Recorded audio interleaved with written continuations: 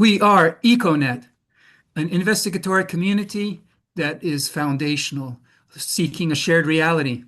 And so today we're going to talk about the reference problem, which is a term that Montijn van Loo has introduced for us. And a way to think about that is simply like, what are you talking about? Okay, like what do you mean when you think that you mean something? And Jerry Northrup's not with us here, but he quoted Lewis Carroll and his book Through the Looking Glass, and I think it's Humpty Dumpty, who says like, when I say something, I mean exactly what I mean, precisely what I mean, and no more and no less. You see, so that's one solution. But we're looking for more other solutions, let's say. And the question is there one solution or are there many solutions? So why don't we start then with Montaigne giving an introduction to the reference problem, perhaps your solution, right, in terms of Yes. physics, let's say. And then Andre and Steph will give their proposed solutions, and then I'll give all kinds of solutions. Please, All right. Montaigne. Um, okay, so let's then first begin with generally the context and the significance of the reference problem. So the reference problem is can come to be whenever we have a certain concept on which our ideas are based. And it is simply asking the question, what is it you're talking about? What does it refer to? Um, And for example, in physics, because I think the claim can be made that um, once a philosophy has solved the reference problem, it can become a science. And just to go back to physics, its origins, we see how it came to be, because philosophy can be generally understood as trying to understand what questions we should be asking. Pre-Newton and pre-Descartes, physics was a lot about, okay, so there's something to talk about. We acknowledge that, so that really that demarcates the domain. We talk about nature in some way or another, but how should we think about it? What should be the questions we should be asking about it? And a lot of people came, the old Greeks said, well, everything is water, or everything is heaven, or this and that. A lot of different ideas came, and these were the questions people were talking about. But one very clear indication that these are not the questions we should be asking about is that we cannot shake hands on the answer. So there was essentially a mud pool which then was very physical for the physical realm, which now is still reflected in the other philosophical domains. But this is like a general feature of a philosophy. We're still trying to figure out what kind of questions we should be asking. And so that was kind of the field. And Descartes then came and said, well, we should ask about the coordinates of an object. He was the one who introduced mathematics. I said, well, can we talk about the natural path of an object? Well, perhaps not, because what even is that? What does it refer to? But we can refer to the coordinates of an object. And so then a kind of questions came, like these are the kind of questions we should be asking, which we could shake hands on. So we could shake hands. Okay, what are the coordinates of this object? Well, it's from this reference point, this, and this, and this. So that's it's the kind of the framework. The framework is the kind of questions we should be asking and which do the work. The work in that we are able to agree on the answers, reach consensus, and then we can build. That's like the marking feature of our science. And then Newton came and said, well, we should also talk about vectors emitting from this object, which blah, blah, blah, blah, blah, and yield these kind of outcomes. That's how physics, which was first a philosophy, became a science. Just descriptively, it's nothing more than we came from questions which we could not shake hands on, then to questions which we could shake hands on the answers. Right? So we came from a framework which didn't work. We didn't know what kind of questions to ask. But by solving the reference problem, because it's like normatively, what makes us transfer from a philosophy to science, underlying it, if you solve the reference problem, we know what it is we're talking about. And physics generally had it easy because also back in that time, they could really easily solve the reference problem by just referring to it, by pointing their fingers at it. They had it more easily, at least in the beginning stages.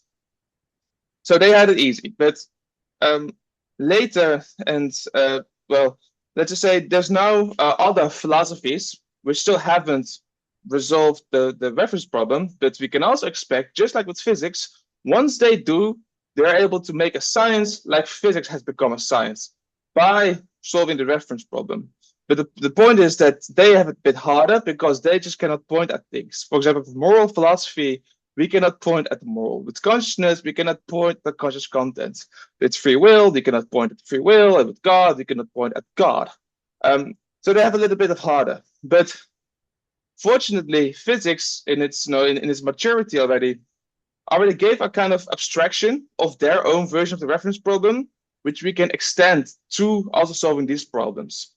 And that's also my solution, because physics over time, when we came to the least action principle, Lagrangian and Hamiltonians, they went to state space formalism, which they essentially said, well, what is it we're talking about? Well, we're talking about some system and some state space. And when we say, okay, the state space, if the state is a certain event, is in a certain state, that which we'll talk about, for example, high entropy, or for example, any other characteristic we could have, it effectively boils down. You could do it like reverse imaging for mappings, but eventually it boils down to a subset, right? A set of, when we talk about, for example, a high entropy state, we talk about a certain subset of all the possible configurations in that space which satisfy this condition is high entropy. So then we know what it is we're talking about. We're talking about a subset. Of course, the second problem is how do we describe this subset so that our intentions and interpretations overlap. That's more a communication issue, but we know for ourselves we're talking about something, that subset. And I think that's answer to that is like the way to solve these reference problems, which generalizes the way physics has been doing, and is general enough that we can also apply it on, for example, moral philosophy and consciousness studies. And then the question is how and what.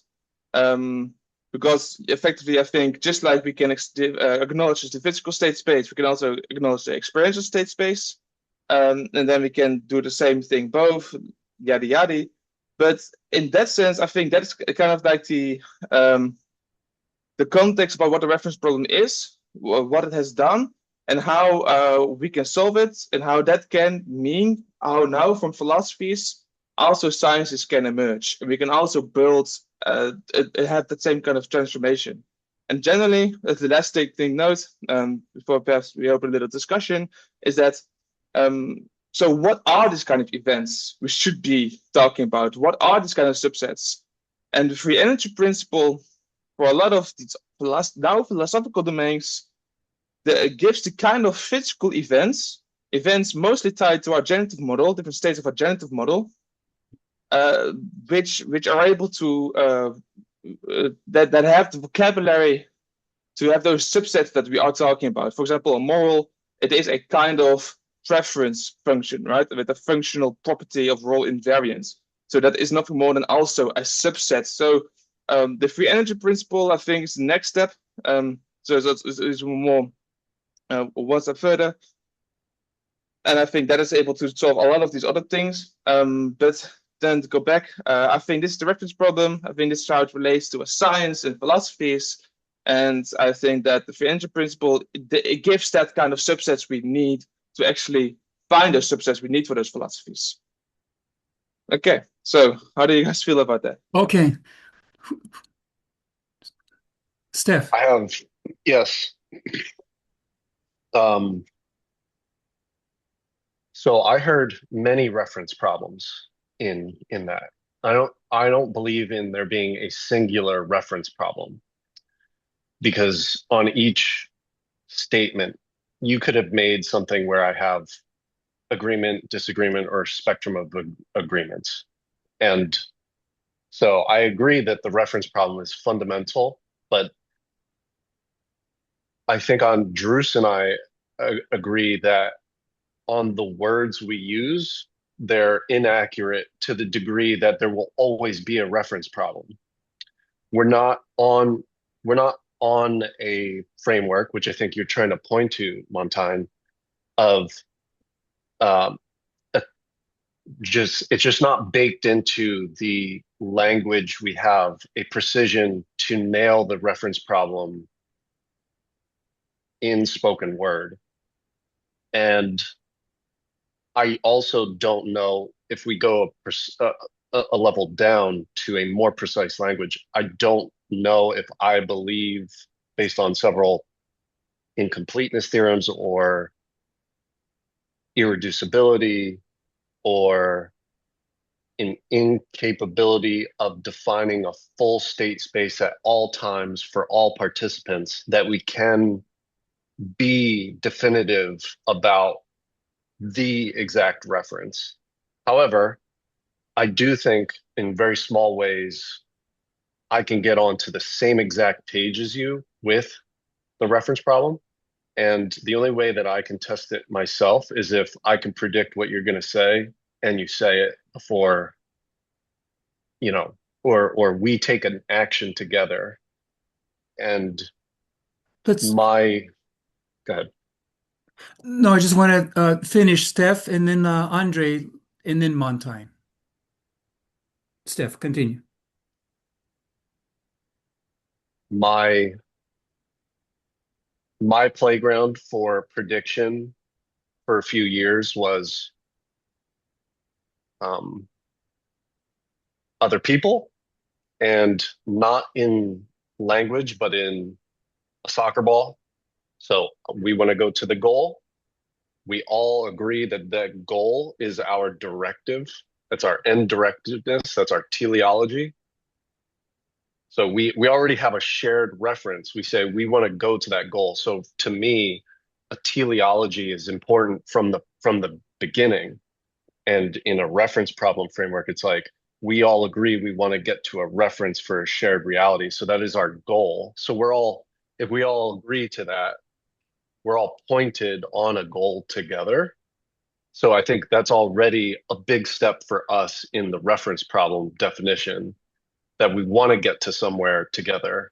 And then it's a matter of, in what state space are you going to move, and am I going to move, and are we going to merge back together in that state space, because we could have taken so many different paths.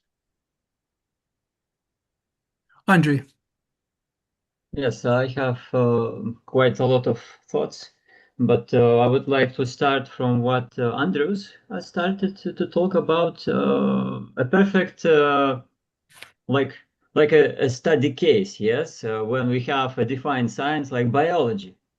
So we have a cow, and we know how does it look, how does it sound, we know its tracks, we know some who eat meat know its taste, and so on and so on.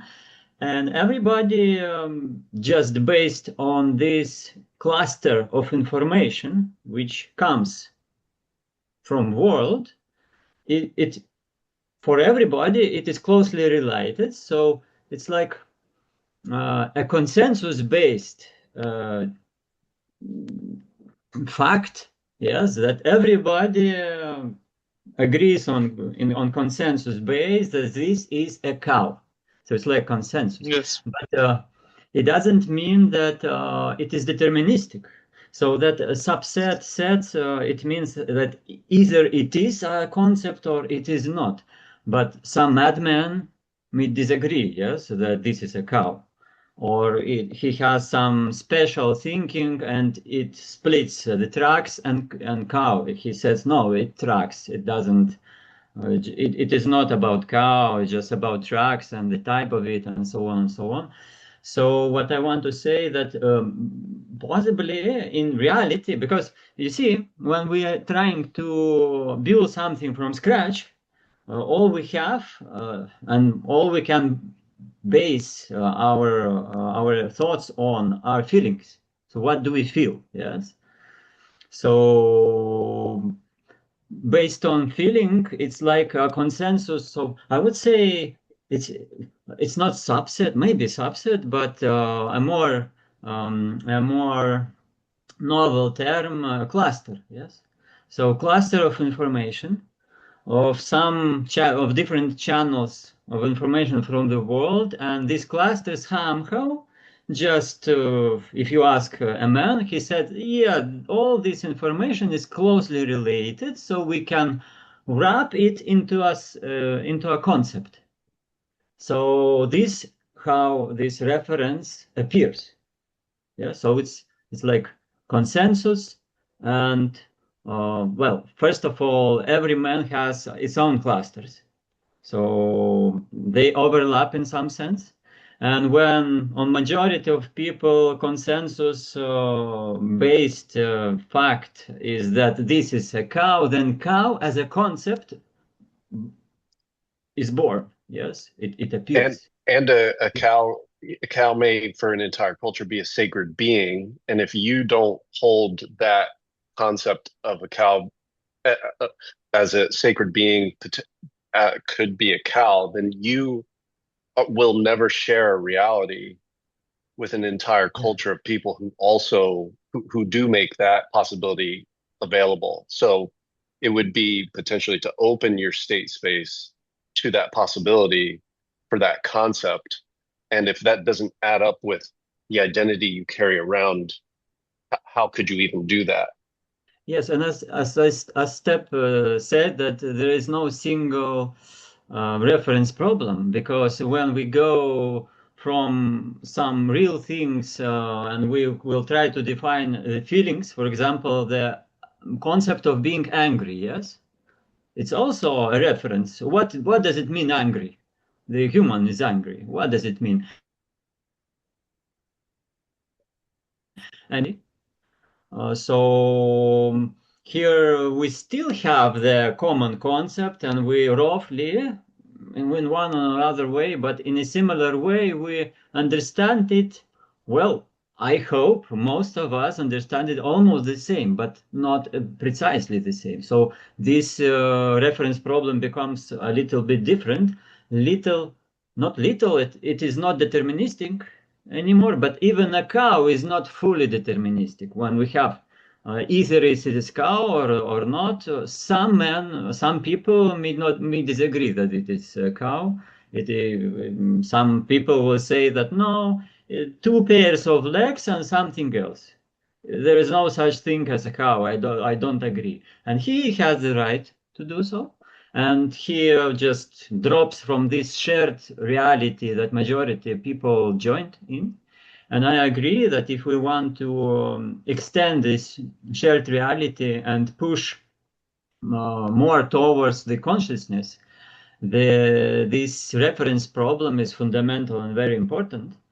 But approaching it, well, it should be attacked from different directions. And as a first iteration with subsets, and trying just to define it from deterministic point of view is a correct way with first steps, but probably in future it must be drawn into some fuses subsets, yes, or maybe some clustering when we have, these clustering algorithms in machine learning when there is no data exists, no labeling, yes, it's just pure data.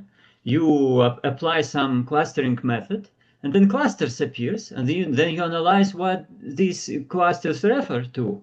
And then you can define here, this cluster, it looks like a fraudster, yes, in telecommunication data, for example. We wrote with colleagues few scientific papers on similar It looks problems. like a what? It looks like a Fraudster, yes, fraud activity. Fraudster. Oh, fraudulent This activity. Yes, fraudster. you're right. This is our white clients are good ones. So, and we see some cluster, yes. So at the beginning we didn't have these concepts, but when we put the data and we see how it does arrange, and we see that some points are clustered near each other, and then we define, okay, it is comfortable for all these points to be named somehow.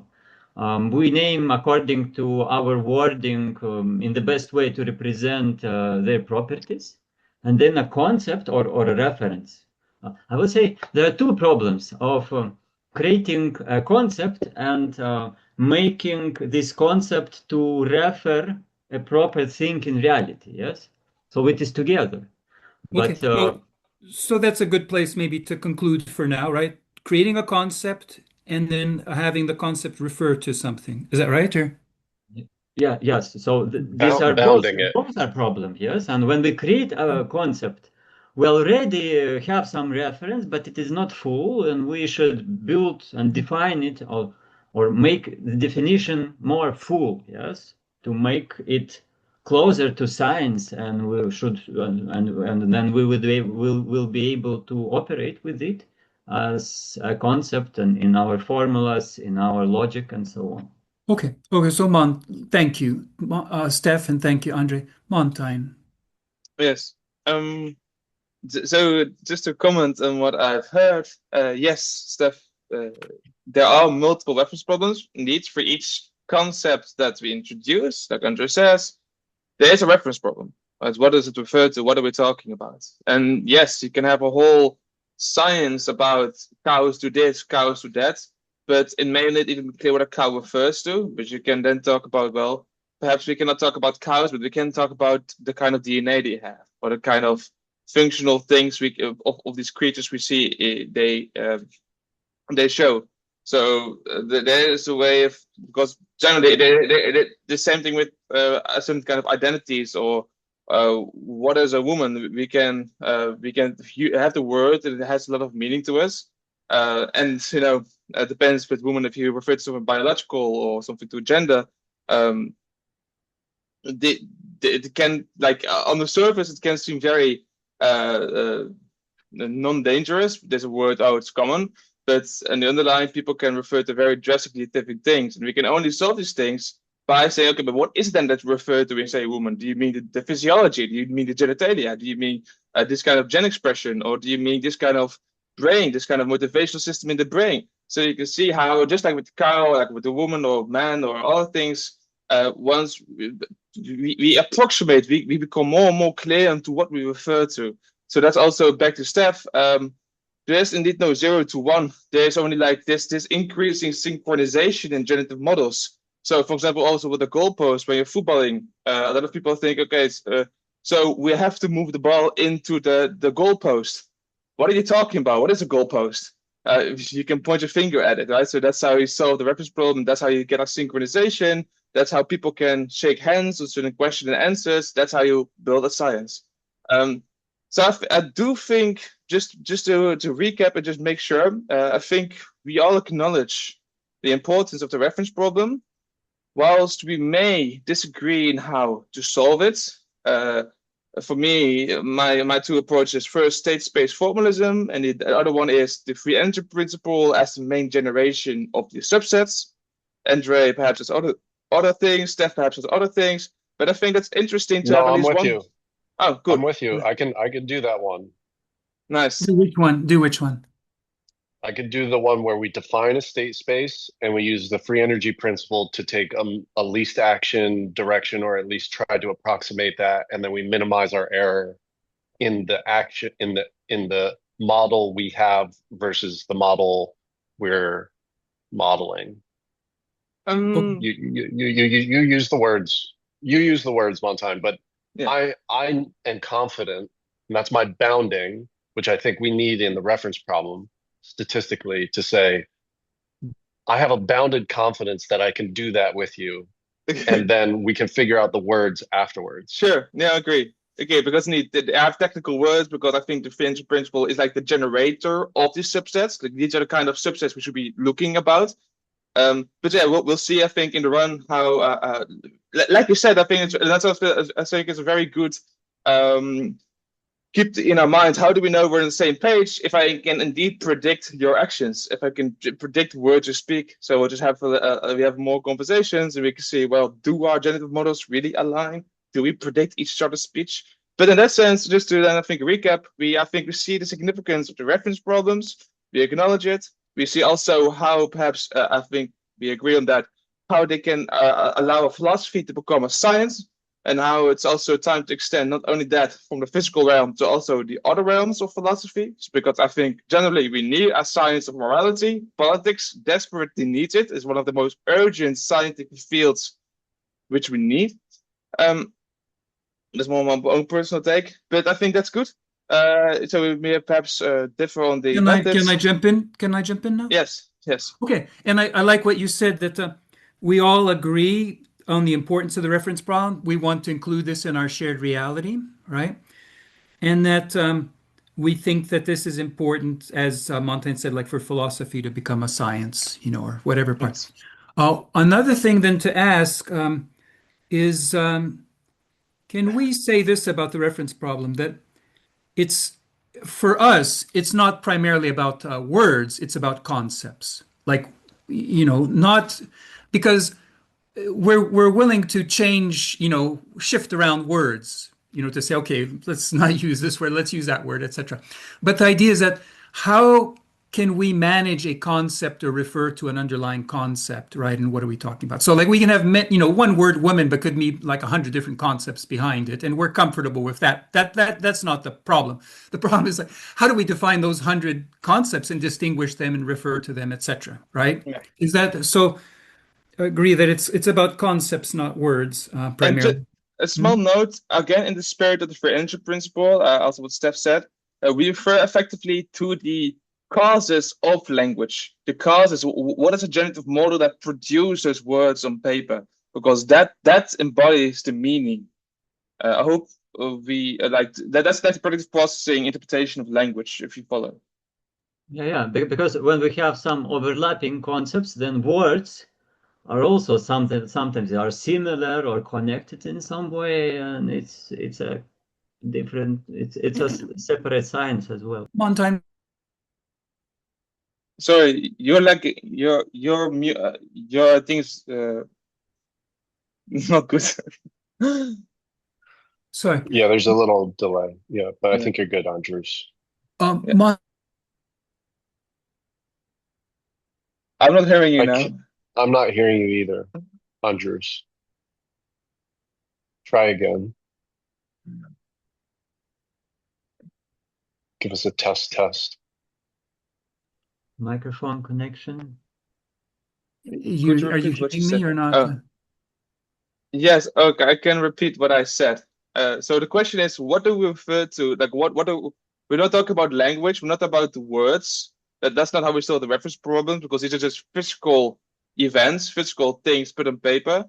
We're talking about the causes of the things that cause those things on paper. What kind of generative model, with what kind of intention, were those things written on? Because that's literally the generative model, the kind of questions and things we're asking ourselves. Okay. So I understand the causes. Can you hear me now? Yeah. Yes. Yeah. So a couple things. There's maybe ways that this reference problem can branch out, like in terms of what it covers. So a lot of the examples we gave, like cows, and things like that, are from the external world, and science has been working on stuff like that, etc. So one is, the internal world, the subjective world, and the reference problem itself is already like it's a problem of the internal world because these are internal problems that we're dealing with.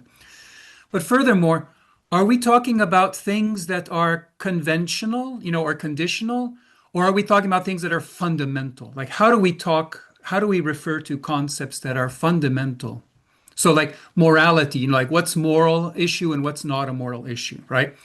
But and in terms of what Montaigne said about causes, so one thing that comes up is action, mental action. You see, if you can do mental actions and you can replicate those actions, you may be able to generate concepts, right? Maybe I'll give an example, like how to, well, this is an example, like how would you, this is a question maybe, how would you define one, all, many? How would you define those concepts? Because if that's, how would you define it, Montaigne?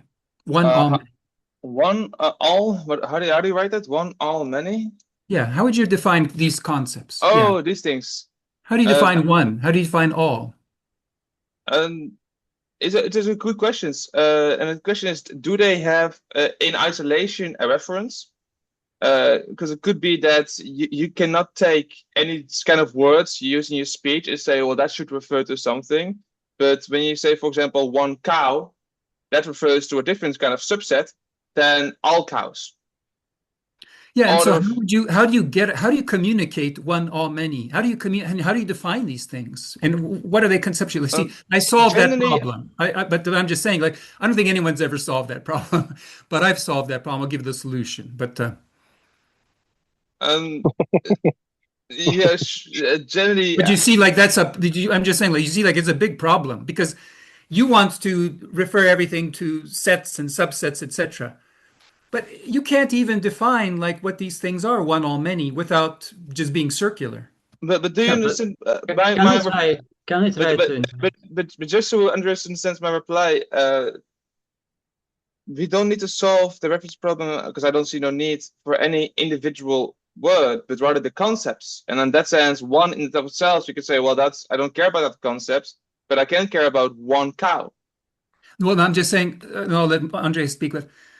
I'm saying if you can solve the reference problem in general, that means that you're able to solve it specifically, right? Like you're able to apply the general solution to specific cases. And generally, you should only solve the reference problem for your science, for your kind of concept you wish to hold central. So if I want to have Okay. So I'm just saying, classical, like, but I'm just saying, like, these concepts seem very basic. One, the concept of one, the concept of all, the concept of many.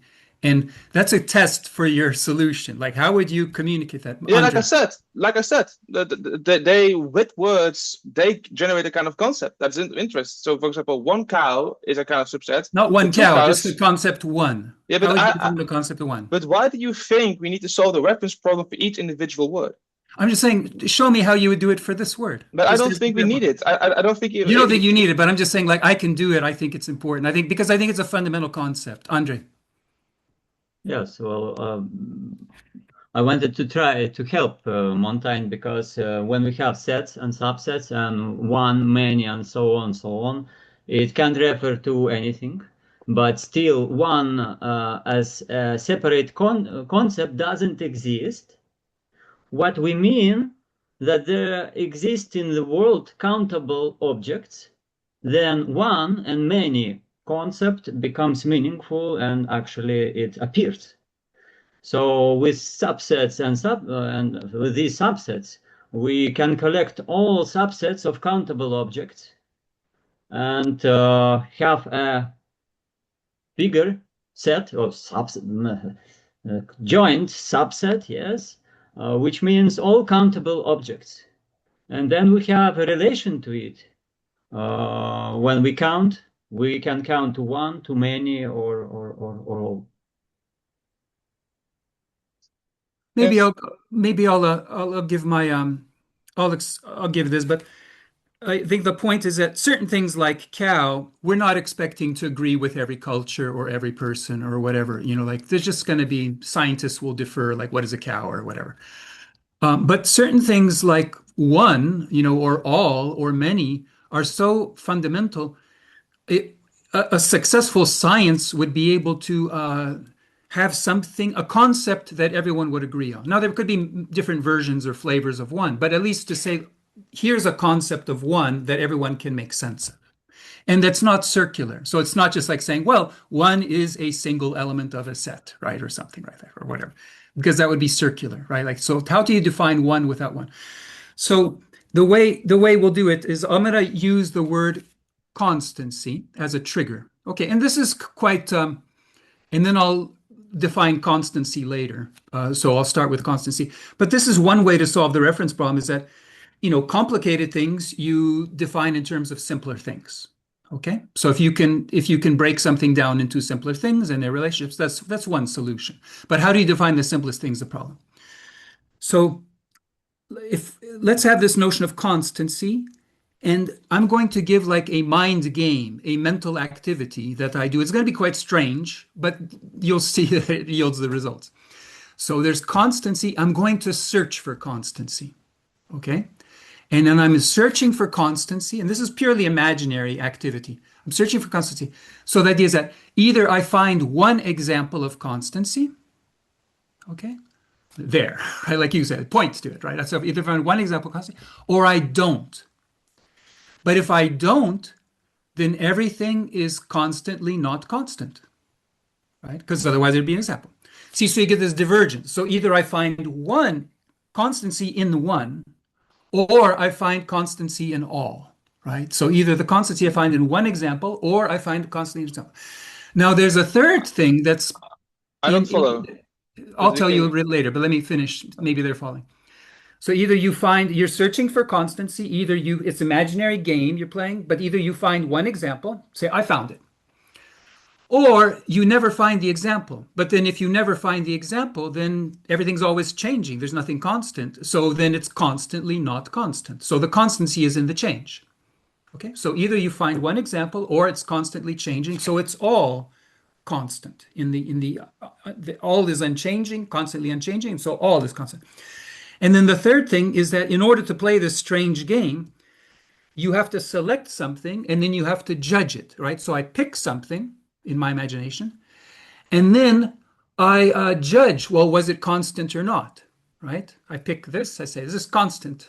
No. Okay, is this constant? No. Is this constant? Oh, yes, that's constant. That's an example. See, but when I do that, I'm assuming that what I select and what I judge are the same thing, you see, but they'd be problematic if they weren't. But the fact is that I do this in parallel. Each time I select something, that's what I judge. Each time I select something. So that's the constancy of the many. When we say many, we're saying there's this regularity that all these things are in parallel. They're lining up. So you see, so I've defined one, all, many, just with this crazy mind game. But this is something you could do in the womb, basically. You could kind of sit in the womb, you have nothing to do, and you're just thinking, oh, this is constant, or is it not constant? And this is one. Oh, it's always unconstant. So I think we kind of do that thing in the womb. I don't think it's that, weird in the womb. It becomes weird now. So do you see, like, these are mental activities.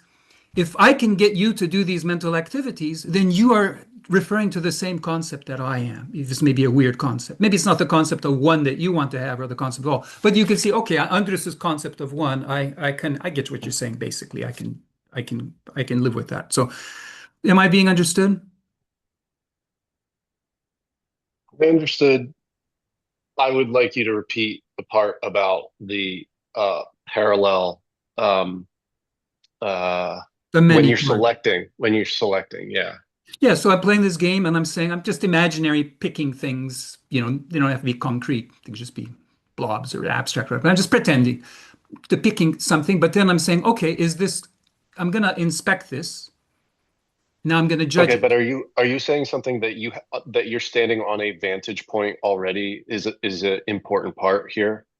I'm searching. I'm just imagining that I'm Okay, searching. okay, And okay, I'm searching just in my mind. I'm not doing very much. I'm just kind of like localizing. I'm saying, here's an example, going through motions. Here's an example. I picked it.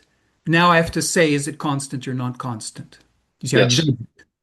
You see, and so picking is one activity, judging is another activity. How do I know that, like, I picked a frog, but I'm judging a cow? Right? Like, that would be, they've got to connect. I've got to have a constancy between, like, what I picked has to stay the thing that I'm going to judge. What do you really mean with judging? Like evaluating, and then in what sense? Evaluating, like, well, is it constant or is it non-constant? I'm picking something. I'm saying, okay, here's choice number two. Is this constant? And I'm going, well, choice number two, not constant. So I pick number three, and then I judge number three, constant or not constant. And then I pick number four. See, so you select something and then you judge it in this game. That's how it works. I'm searching for constancy, right? So it's a game of searching for constancy. You could be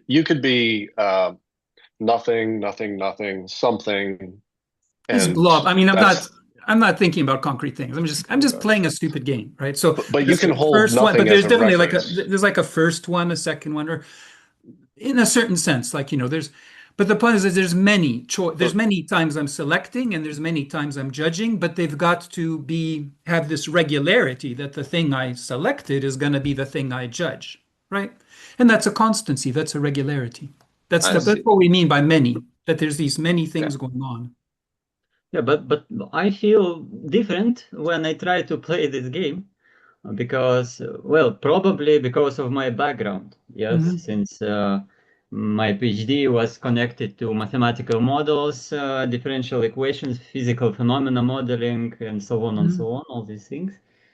So usually when you have a differential equation, you have constant, and it is very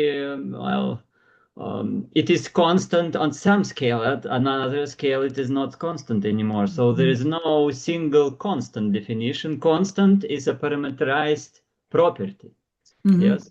So you should select the scale. If you select, well, so that may be that's a different notion of constancy. Maybe that's a different concept. That's a different game, right? yeah, but I don't have other. I have only this concept of constancy in Well, my. this is an everyday notion of constancy that I'm trying to model, right? Yeah, Like, but I have problems when I communicate with other people and they say this is constant, and I just think in different ways. oh. And then There's the no math single the thing word. as constant. Okay, Yes, okay, it is constant with parameter. see, so by playing this mind game, then we can distinguish our concepts and say that's a different game, this is a different game, right? Like, And by the way, we see an example of another concept which is shared, but also a little bit different in every head of ours. right. Well, Steph, and then I went to.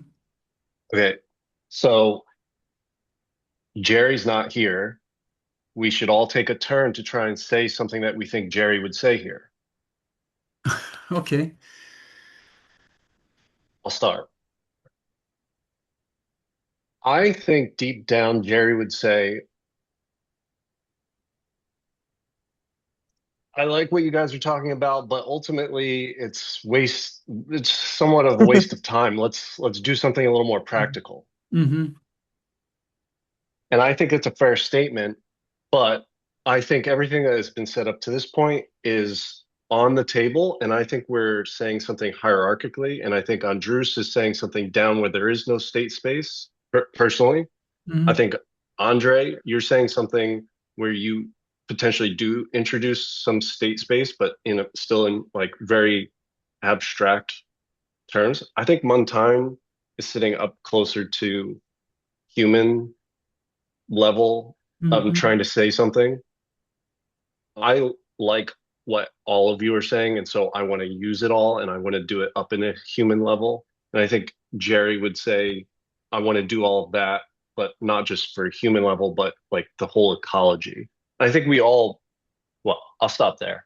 That's what I think Jerry might say, and or would try to express. Montijn, can you try? I do have a hard time because I just understand that Jerry is about waste management and has really a particular pragmatic interest. And I think I kind of perhaps because I was also trying to understand, okay, what's going on in this conversation, right? What is going on? How, are we talking past each other or on each other? And I think also in the spirit of Jerry, this need for pragmatism and not getting lost in theory. I was trying to formulate my thoughts in the chat while you were talking. So if you allow me, I will just repeat what I said here. And so I think this really clearly makes my position. So I wish, because I think there are a lot of reference problems to solve, but I wish to solve those that allow a philosophy to become a science. So we talk about concepts like the moral, free will, God, conscious contents, and gender. These are my interests because I really see for each of these problems how they allow now a philosophy to become a science. And when we talk about, for example, one, all, and many, I think these are interesting theoretically, but I don't see how solving them in whatever way allow what kind of philosophy to become what kind of science. So in that sense, I'm a very pragmatic in that sense. And perhaps Jerry also, because Jerry feels it as well, because I think Jerry also feels the need for especially moral philosophy to become a science so that it can actually inform current day politics and reconstruct Okay, that. I like that you give the list of concepts you think are, in a certain sense, fundamental and practical. And now Andre, Yeah, but I think we talked with Andres about the consciousness in this typical mass understanding. Yes, when your behavior is consciousness, you understand why do you do something, you select things based on your understanding, and so on and so on. And this is practical. So when you have better awareness, better consciousness, better conscious motivation of your preferences and your actions, this is very practical. And maybe that's the weak spot of all humanity right now, when we have a lot of solutions for Is technical problems. this what you think Jerry would say? I think that we would connect. No, I think that the practical, not practical thing about that maybe that's my proposition to Jerry Well, to I think, see our discussion. Yes, yeah, I think that's so fair. it's like But a bridge, like a bridge. and I think like Steph gave us a very helpful challenge with regards to achieving consensus. Is, we have a conversation without Jerry, so we ended up talking about things, quote unquote, not very practical, let's say.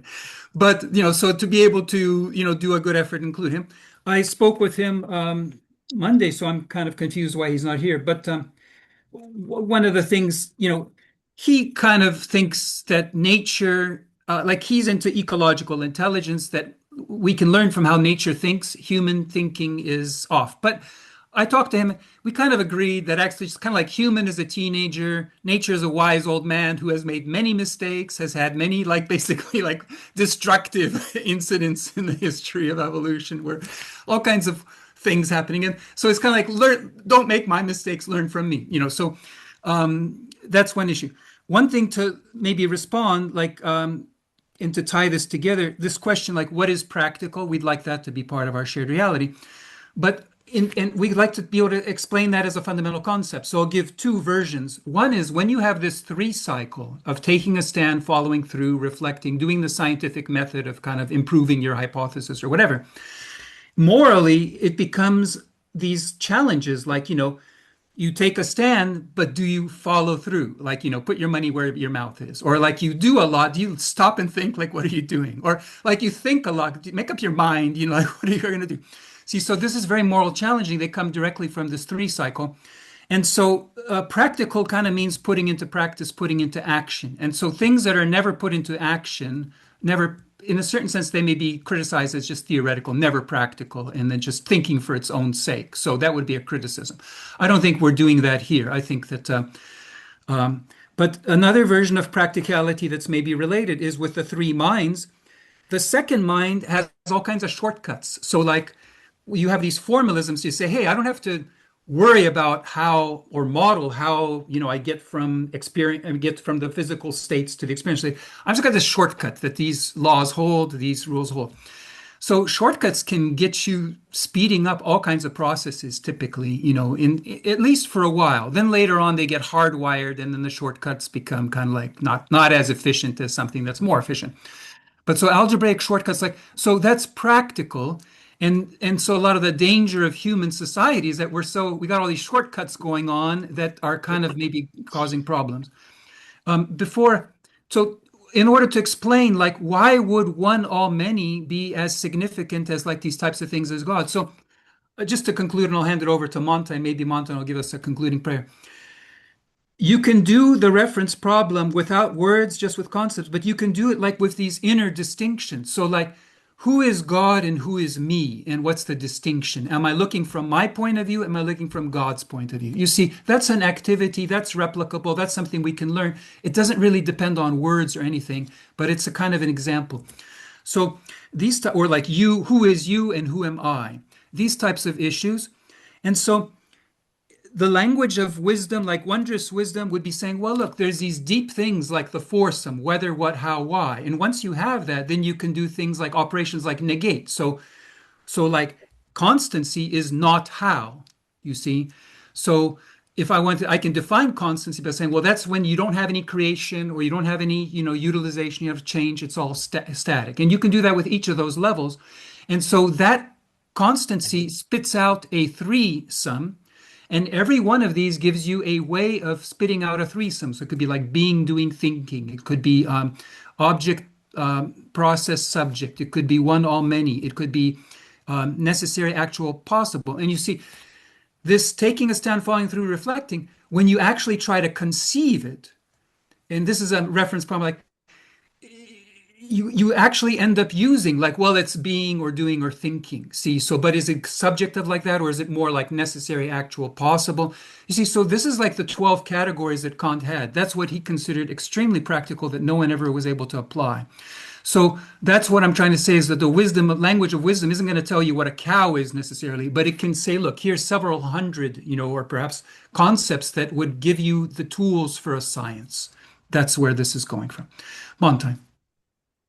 Yes, and I think what's also Steph's contribution about what Jerry said, I do think that's give a good turn to this problem about reference problems, because if indeed we are going to include the reference problems into our shared reality, I do think it's also worthwhile to also introduce the practical reference problems and the theoretical reference problems into our shared reality, so that we can really distinguish between, are we doing this because it's fun, because it's a nice mind game and it's just fun to think about it, or doing it because we really see that the vagueness of these reference problems, which in my opinion are morals, conscious contents for the consciousness science, as well morals for politics, gender for a lot of these queer LGBTQ communities discussions, that the vagueness of these reference problems really causes problems, and that we need to clarify that.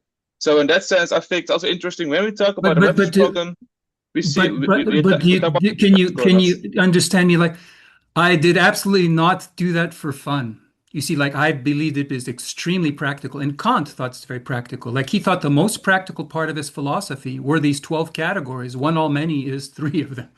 See, so practicality is in the eye of the beholder. But I'm just trying to say, like, I have to communicate that. And Kant so didn't solve the reference problems entirely, because effectively I think it has been formalized, Kant, by the free energy principle. I'm not saying that. No, I'm not. No, I'm trying to say I gave a example of how one way of solving the reference problems is if people do the same mental action. Yeah, but the thing's not solving the reference problem. Just no, it's about which one will actually solve real life issues. I'm trying to say that this will solve real life issues in ways that the free energy principle is not going to. But that's good, because because then you're saying, oh, it is practical, but then we first have to have a really detailed discussion about, do we acknowledge that it's a problem and that solving it before we start even with the answer will. Because you're talking about the reference problem. You're talking about the reference problem. About, for example, one many in all, because I think with solving these reference problems, I don't really see how they're going to make what philosophy or what kind of thing into what kind of science. Okay, so you don't see. So that's my goal, is to show you, and Steph and Andre and others. That's a challenge. That's a challenge. That's fair. Okay, so that's for the future. Oh, will you give us a prayer, Montijn? I do like it. I pray for that, but I pray for the ability to show. But what do you? I really like that we perhaps have started have a first common ground on what to be included in the shared reality. That we understand this very, very hard question. You could even call it the hardest question in philosophy. What are we talking about? So I really like that we're beginning to build together, because I think having this common ground is our first step to building, and let's build the most beautiful thing we can have. Thank you, Montijn. Thank you, Montijn. Andres, I do have a short quote to share from his book about the reference problem. It could be interpreted as a prayer. This is from Locke, an essay concerning human understanding. Should take about a minute. "'Tis of great use to the sailor to know the length of his line, though he cannot with it fathom all the depths of the ocean. 'Tis well he knows that it is long enough to reach the bottom at such places as are necessary to direct his voyage, and caution him against running upon shoals that may ruin him. Our business here is not to know all things," maybe it is, "but those which concern our conduct. If we can find out those measures whereby a rational creature, put in that state which man is in the world, may and ought to govern his opinions and actions depending thereon, we need not be troubled that some other things escape our knowledge." Sounded reference problem-y to me. Yes, it did. Thank you. Thanks, guys. Thank you, guys. Yes. Peace and love. Yeah. Peace.